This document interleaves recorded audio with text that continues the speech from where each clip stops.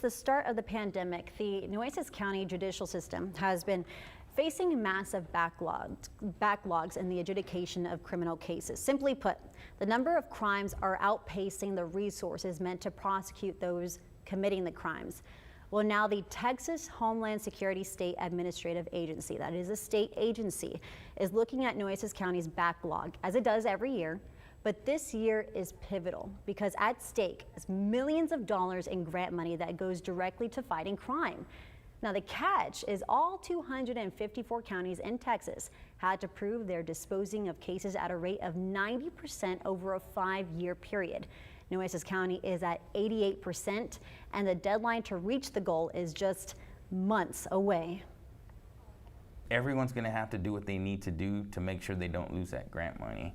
And we're not doing anything different. Nueces County District Attorney Mark Gonzalez is referring to the dismissal of cases.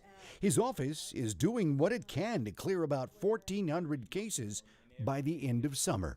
So now we're fixing to hit the August 22 deadline, and we're at 88%. You still have a little time, though. We have a little time, but you think about the fact that if you have to move 2 percentage points, and we're talking thousands and thousands of cases. According to the CJIS, the Criminal Justice Information System, the data gathering service that tracks each county's caseload, only 112 of Texas' 254 counties are in compliance. Take a look at this map. Green shows the counties at 90% or higher. Their grant money is safe. Red shows the counties at 89% or lower. And the darker the red, the deeper the hole. In the Coastal Bend, only San Patricio and Clayburgh counties are at 90%. Brooks, Duval, and Jim Hogg are in the 70s. And the biggest reason is 2020, which is all the cases filed during COVID. The pandemic is a big reason, true, but not the only one. Nueces County DA's office is down 8 prosecutors, as its pay is among the lowest in the state. With too many cases and not enough prosecutors, the DA's office is now dismissing many nonviolent cases or cases it wasn't likely to win. Every DA's office dismisses cases. I mean, you have to dismiss cases, whether it's lack of evidence, whether it's an uncooperative victim sometimes, whether, all kinds of reasons why you dismiss cases. And so it's not like we just started doing this today. The Texas Department of Public Safety sent a memo in December of 2019, reminding DAs throughout the state of the governor's executive order, and that all future grant awards depend on that 90% clearance rate. Just over $1 million in annual grants earmarked to fight crime are at stake. Yeah, so we'd be losing a grant that is monitoring offenders against women. So anytime there's an offender, there's grant money that provides for monitoring. You see the GPS, right?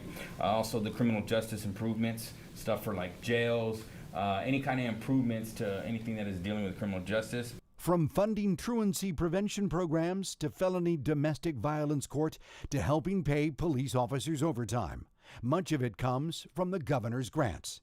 Grants all hinging on a county's 90% compliance with the number of cases that have either been adjudicated, pleaded out, or dismissed. Our Rudy Trevino reporting there. Now, prior to the pandemic, from 2016 through 2018, Nueces County criminal cases were handled at a normal level, between 97 to 99% per year. But in 2019, that number dropped to 85% and then 60% in 2020. And those low numbers contributed to the overall present percentage of 88%. The county will have to dispose of 1,400 cases before August in order to meet the governor's executive order number 8, or risk losing grant funding. After the